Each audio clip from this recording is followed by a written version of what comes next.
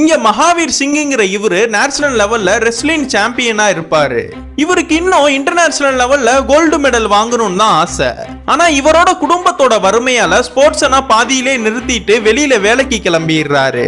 என்னோட ஆசை நிறைவேறலனாலும் எனக்கு பிறக்க போற பையன் வந்து என்னோட ஆசைய நிறைவேற்றுவான்னு கனவு காண்றாரு. ஆனா இவருக்கு முத குழந்தையே ஆண் குழந்தை தான் பிறக்கணும்னு ரொம்ப ஆவலா இருக்காரு. ஆனா பிறந்ததை பார்த்தா பெண் குழந்தை. சரி, அடுத்த குழந்தை பிறக்கும் போதாச்சும் ஆண் குழந்தை பிறக்கும்னு வெயிட் பண்ணிட்டு இருந்த இவருக்கு மறுபடியும் பெண் குழந்தை தான் பிறக்குது.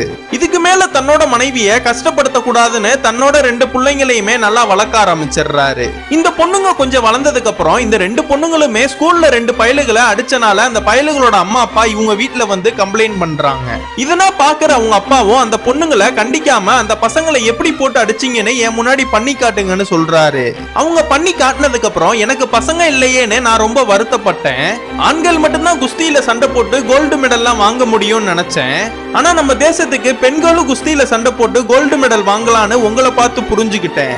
இதெல்லாம் பார்த்து இந்த 2 பிள்ளைங்களோட அப்பாவும் ரொம்ப சந்தோஷப்படுறாரு.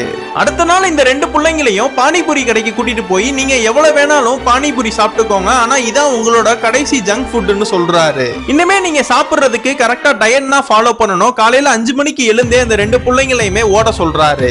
அந்த 2 பிள்ளைங்களும் அப்பா கிட்ட வந்து நாங்க 2 பேர் சுடிதார் போட்டிருக்கிறனால எங்களால ஓட முடியலன்னு சொல்றாங்க. இதெல்லாம் பார்த்து அவங்க அப்பாவும் அந்த 2 பிள்ளைங்களுக்கும் டவுசர்னா தச்சு கொடுத்து டவுசரை போட்டு ஓட சொல்றாரு. ஆனா அந்த 2 பிள்ளைங்களுக்கும் அவங்க அப்பா சொல்ற மாதிரி ட்ரெயின் பண்றது ரொம்ப கஷ்டமா இருக்கு, ரொம்ப வருத்தப்படுறாங்க.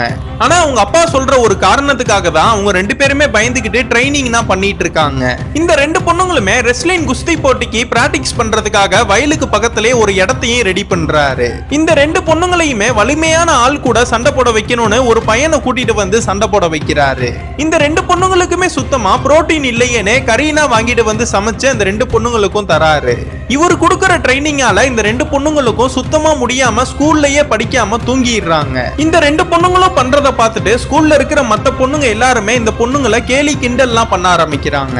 இதெல்லாம் பொறுத்துக்க முடியாத இந்த 2 பொண்ணுங்களும் அப்பா கிட்ட வந்து இதெல்லாம் வேணான்னு சொல்ல போறாங்க.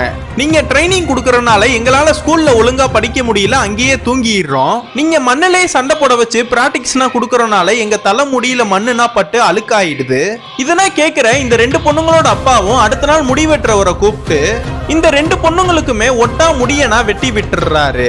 இந்த வீடியோ பாக்குற நீங்க பார்ட் 2 வேணுங்கிறவங்க கீழே கமெண்ட் பாக்ஸ்ல பார்ட் 2ன்னு போட்டு போங்க.